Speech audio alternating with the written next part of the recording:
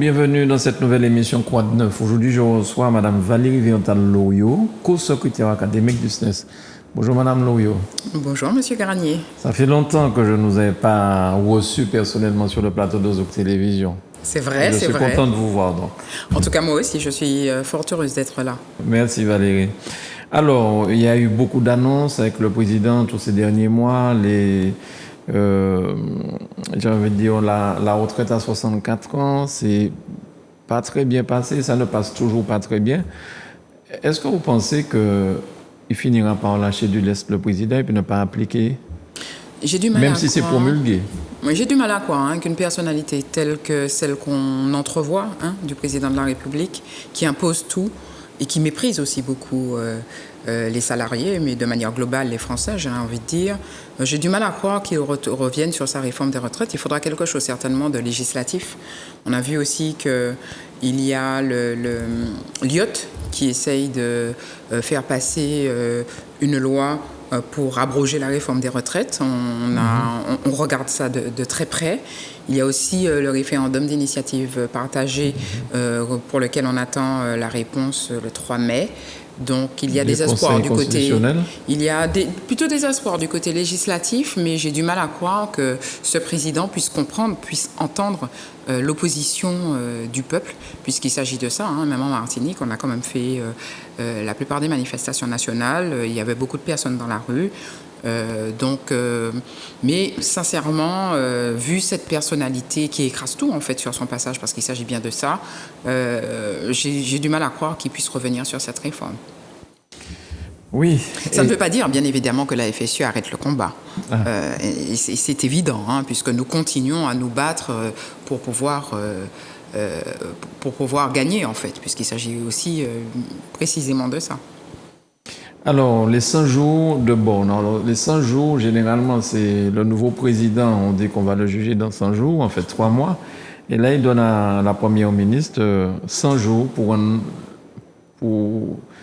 avancer sur le travail, que les Français soient heureux. Enfin bon, qu'est-ce que toutes les annonces qui ont été... Moi, j'ai du mal à croire, de toutes les façons, on est vraiment dans beaucoup d'effets d'annonce. Des effets d'annonce, on voit que Borne, à chaque fois qu'elle intervient, elle a l'air plus déprimée que je ne sais quoi. Elle n'a rien à annoncer en fait. Ils n'ont strictement rien à annoncer parce qu'ils ne prévoient rien non plus pour améliorer le sort tant des travailleurs que des Français. Donc moi je n'y crois pas du tout à ces 100 jours et il faut justement que l'insatisfaction continue. Et on voit bien au niveau national tout ce qui est fait avec les casseroles et tout ce qu'ils essaient de faire pour pouvoir éviter de donner une mauvaise image. En tout cas, c'est clair, l'image, elle est très mauvaise. Et de plus en plus, même à l'étranger, on voit à quel point le président de la République française est remis en cause. Donc aujourd'hui, sincèrement, il peut dire 100 jours, 200 jours, 50 jours, etc. Personne ne croit plus dans Emmanuel Macron. Et vraiment, il y a quand même aussi de grosses inquiétudes sur les prochaines présidentielles. Alors, il essaie quand même de peut-être lâcher du lest, je vois, Darmanin pendant ce moment, de ne pas pénaliser les petits excès de vitesse. C'est bien ce même président qui avait diminué la vitesse de 90 à 80, enfin bon, avec le Gérard Philippe.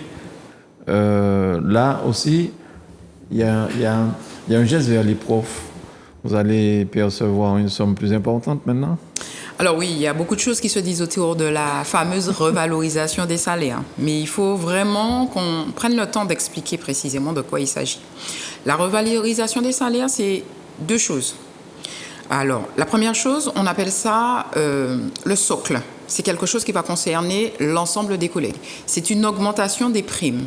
C'est-à-dire qu'il y a 800 € annuels d'augmentation d'une prime que l'on appelle la prime de suivi et d'orientation. Oui, c'est quelque chose qui est quelque chose de positif. C'est une bonne chose pour le calcul de la retraite aussi? Alors non. Alors justement, l'augmentation d'une prime ne rentre pas dans le calcul de la retraite. Il faut savoir que, en tout cas, le SNES a toujours demandé le doublement de la prime, de cette prime-là, la prime des ISO. Cependant, on n'y est pas, puisqu'on n'est pas au doublement, on est à 1,5 fois l'ancien montant de la prime. Donc c'est une première chose, même si naturellement il s'agit d'une augmentation et que cette petite augmentation va dans le bon sens. Ça c'est la première partie que l'on appelle le socle. Mais le pire, c'est la deuxième partie. Il appelle revalorisation quelque chose qui correspond à la signature d'un contrat avec l'État qui va faire que les enseignants vont accepter de nouvelles missions. Alors, revaloriser, ce n'est en rien ajouter des missions, donc ajouter du travail. Quand on ajoute du travail, on est payé valablement pour ce travail en plus qui a été ajouté. Donc, déjà, on ne peut pas parler de revalorisation. Et puis encore, l'essentiel des missions soi-disant de revalorisation va consister à remplacer un collègue qui est absent. Ça veut dire quoi, précisément? Un professeur d'anglais est absent. Le professeur d'histoire-géo qui a signé le pacte va pouvoir remplacer le professeur d'anglais en faisant de l'histoire-géo, naturellement. Mais ça veut dire que les heures d'anglais sont quand même toujours perdues. Les choses sont aussi assez claires. Et puis, pire encore, ça veut dire que s'il s'agit de la même discipline, on va rentrer quand même quelque part un peu dans les pratiques du collègue de la discipline que l'on remplace. Donc ça pose un vrai problème. Mais pire encore, j'ai envie de dire, on va toujours dans le pire. Il y a un vrai problème avec l'inégalité entre les hommes et les femmes. Je m'explique. Quand on ajoute du travail supplémentaire, on sait très bien, et c'est prouvé dans toutes les études, qu'il y a une deuxième journée pour la femme. À quel moment elle va pouvoir accepter ces missions supplémentaires? Elle ne le pourra pas, clairement. Donc on institue de manière presque légale la différence de salaire entre les hommes et les femmes dans l'éducation nationale, puisque ceux qui vont accepter le pacte, que l'on espère en tout cas au SNES à la FSU, les moins nombreux que possible, vont être essentiellement des hommes, puisque les femmes, entre aller chercher les enfants, aller faire les courses, aller, etc., ne pourront pas accepter de missions supplémentaires. Et puis quand on donne des missions supplémentaires, on ne peut pas parler de revalorisation. C'est purement et simplement scandaleux et ce sont encore des effets d'annonce. On entend aussi beaucoup de choses sur la somme. Il faut savoir que pour le socle, tout le monde aura à peu près 93 € supplémentaires avec une prime qui ne rentre pas dans le calcul de la retraite. Et le socle, on est jusqu'à 215 €. Donc, ce n'est pas une augmentation qui est immense. Et en plus, derrière, ce sont des missions supplémentaires. Qui est-ce qui peut comprendre qu'on revalorise avec des missions supplémentaires? C'est inacceptable. Alors, cette histoire de professeur qui remplace notre professeur, le professeur d'anglais qui remplace le professeur d'espagnol absent ou malade, devra non pas faire, le professeur d'anglais qui est malade, devra faire de l'espagnol, pas de l'anglais. Ah ben oui, il va faire sa discipline. Parce que dans le second degré, c'est évident qu'il est obligé de faire sa discipline. Il n'a pas de compétences pour pouvoir enseigner dans la discipline de l'autre collègue. Mais les heures perdues restent des heures perdues. Les choses sont claires aussi. Donc vraiment, on est dans quelque chose d'assez fou. Et puis quand on connaît le quotidien des établissements scolaires avec des emplois du temps qui sont pour la plupart extrêmement contraints, naturellement que ce sera extrêmement difficile. Puis encore, imaginons, un lundi matin, on sait que le lundi après-midi, il y a un professeur absent. Donc, on regarde dans la liste des professeurs qui ont signé le pacte et on demande aux professeurs d'assurer les heures le lundi après-midi. À quel moment le professeur aura préparé le travail du lundi après-midi? Donc, on va faire quoi? De la surveillance? Et c'est clair et net pour la FSU, pour le SNES. Nous appelons les collègues à ne pas signer le pacte. Et il faut savoir aussi que si tout le monde demande un pacte, il n'y a pas assez de financement pour tout le monde. Que les choses soient claires aussi. Pour l'instant, l'objectif du ministère, c'est 15% de personnes pour signer le pacte. Donc ça veut dire que si 80% des enseignants signent le pacte, il n'y aura pas de fonds pour payer tout le monde. Donc vous voyez aussi l'hypocrisie de cette augmentation, malgré ce que dit Madame la rectrice dans la presse. Alors, ce nouveau ministre de l'Éducation nationale, cette semaine, il était avec le président en province, dans une école. Mais on a vu que lorsqu'il est arrivé en gare, il est sorti par une porte dérobée. Il n'a pas réussi à se faire aimer depuis son arrivée. C'est-à-dire qu'il a gardé dans son cabinet tous les anciens de Blanquer. Donc il mène exactement la même politique que celle de Blanquer. Et puis on a noté aussi, tout le monde a noté, qu'il s'agissait d'une sortie éducation, mais que le ministre n'a strictement rien dit. Il n'a pas prononcé un seul mot. C'est pour vous dire à quel point on a l'impression que c'est un ministre, j'ai presque envie de le dire, qui ne sert à rien. Il ne parle pas. C'est une sortie éducation et lui, c'est son ministère, il ne parle pas. On ne lui donne même pas la chance de défendre la politique de Macron, mais de s'exprimer. Ça, pour moi, c'est aussi une forme de mépris, quelque part. Ou alors le président voulait conserver la parole pour essayer d'amadouer un petit peu les gens. Parce que depuis la promulgation de la retraite à 64 ans, chaque fois qu'il sort, ça se passe mal. C'est-à-dire que je pense que ce président est tellement mal vu, il est tellement détesté qu'il peut proposer tout ce qu'il veut, personne ne le supportera et ce sera comme ça. Il va finir son mandat comme un des pires présidents de la Ve République. C'est pas possible. Tout le monde le déteste. Tout le monde le déteste. Et on l'a vu aussi. Son ministre n'a même pas pu sortir du train, tellement il y avait des manifestations à l'extérieur. Bien évidemment, il ne s'agit pas pour nous on ne sait pas exactement ce qui s'est passé, mais c'est quand même une image catastrophique. Oui. Un ministre qui ne peut même pas sortir d'un train. Mais à la limite, j'ai envie de dire, c'est tant pis pour eux. Quand on gouverne contre le peuple, naturellement, il faut s'attendre à la furie du peuple. Alors, Mme Borne a retoqué, elle a renvoyé la loi sur l'immigration. À votre avis, qu'est-ce qui l'a poussé à faire ça? Elle n'a pas eu l'aval du président. Le président a préféré faire ça parce qu'ils savent qu'ils n'auront pas ce qu'il faut à l'Assemblée nationale. Ils n'ont pas de majorité, donc les choses sont claires. Ils n'ont pas de majorité. Et vous avez vu aussi que Mme Borne a reculé sur le fait qu'elle ne souhaitait plus utiliser le 49.3. Ça veut dire que s'ils n'ont pas de majorité, il y aura encore un 49.3. Est-ce que c'est ça diriger un État? Je ne sais pas, je n'en sais rien, je ne dirige strictement rien à part mon organisation syndicale, mais il me semble que diriger, c'est aussi écouter. Et quand on dit, et qu'ils ont répété partout, sur tous les plateaux, qu'ils ont échangé avec les organisations syndicales concernant la réforme des retraites, ce n'est pas du tout vrai. Ils ont convoqué les organisations syndicales et ils ont expliqué ce qu'ils allaient faire. Point barre. Est-ce que expliquer ce que l'on va faire, c'est échanger? Non. Est-ce que expliquer ce qu'on va faire, c'est entendre l'opposition des organisations syndicales et les possibles améliorations que les organisations syndicales voulaient apporter au texte? Et on le voit bien d'ailleurs. Et on a vu à quel point les organisations syndicales sont unies contre cette réforme des retraites. Le président de la République a été dans une prison, il était je crois que c'est une prison pour l'anniversaire du premier président noir haïtien. Celui qui a... Il a fait, en mémoire de Toussaint Louverture. Toussaint Louverture, oui. Voilà. En mémoire de Toussaint Louverture, bien évidemment, c'est un signe fort. Naturellement, on est proche d'Haïti, on a la même histoire, etc.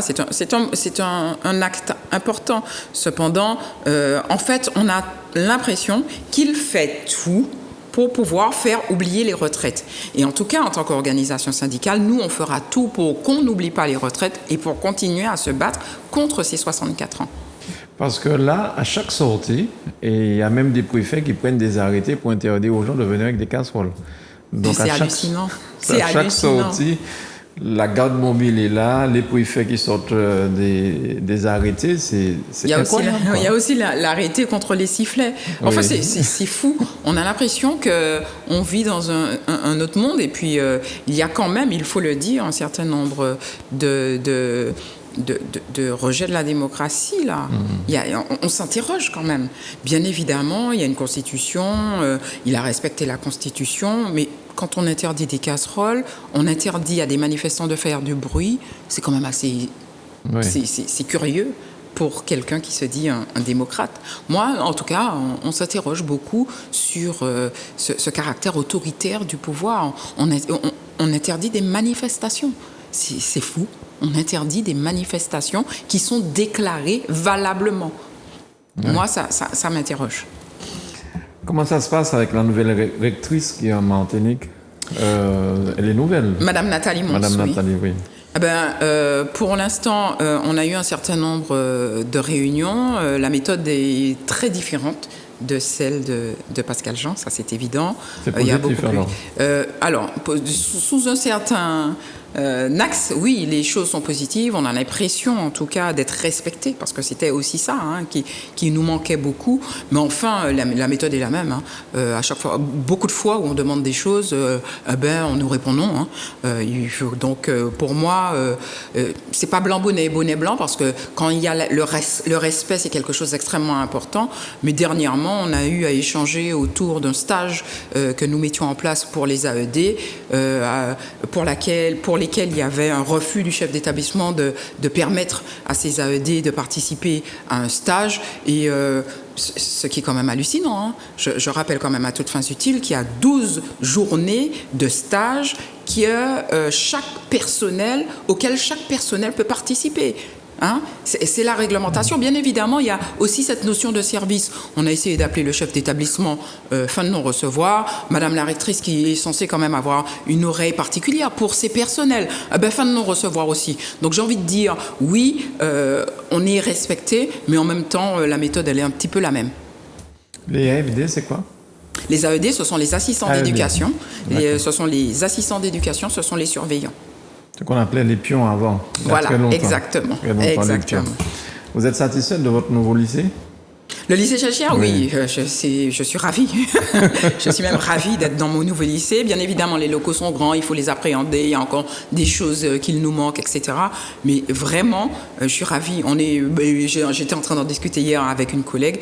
On est vraiment ravis d'être désormais chez nous et de pouvoir fonctionner convenablement. Même si, bien évidemment, il y a eu...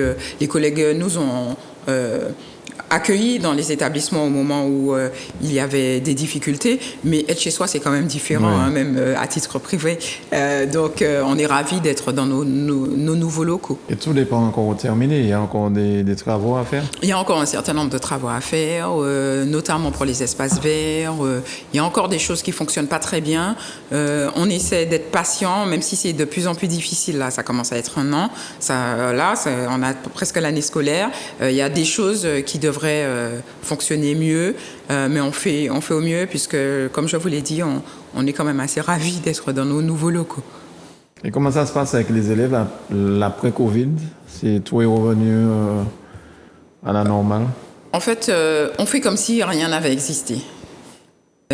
Souvent, je leur dis, il faut quand même se laver les mains, il faut quand même faire attention.